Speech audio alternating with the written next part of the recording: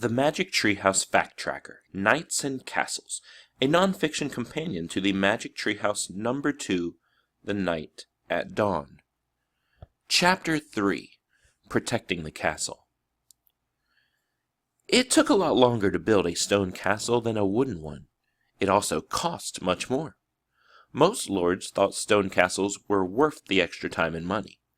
When a stone castle was complete, it was very hard for an enemy to get inside. Stone castles often had towers that reached high above the walls. There were watchmen in the towers. When the watchmen saw an enemy coming, they blew horns to sound an alarm. Sentries with bows and arrows stood guard along the tops of the castle walls. These sentries were protected by stone battlements. Battlements had gaps called crenels and solid places called merlons. A sentry is a soldier who keeps watch for enemies. When the sentries heard the watchman's alarm, they could shoot arrows at the enemy through the crenels. If the enemy shot back, the sentries could just duck behind the merlons. If the enemy got past the tower watchmen, they still had a long way to go to get inside the castle.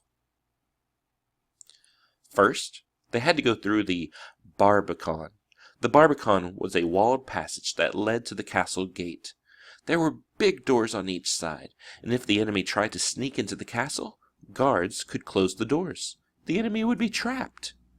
If the enemy got through the barbican, they had to cross the moat.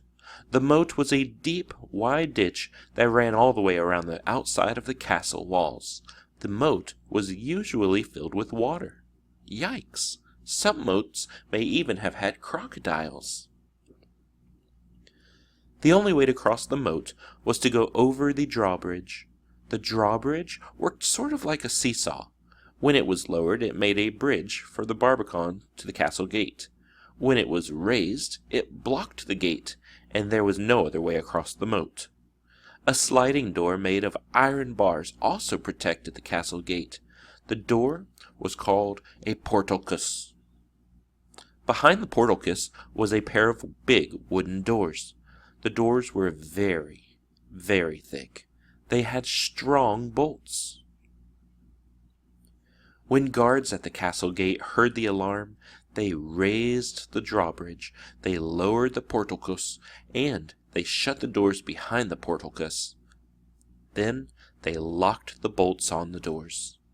It was almost impossible for the enemy to get inside the castle. Turn the page to see how all the different parts of the castle fit together.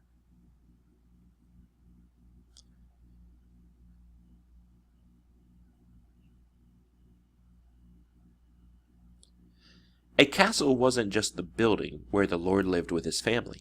It was everything that was built to protect the Lord and his land.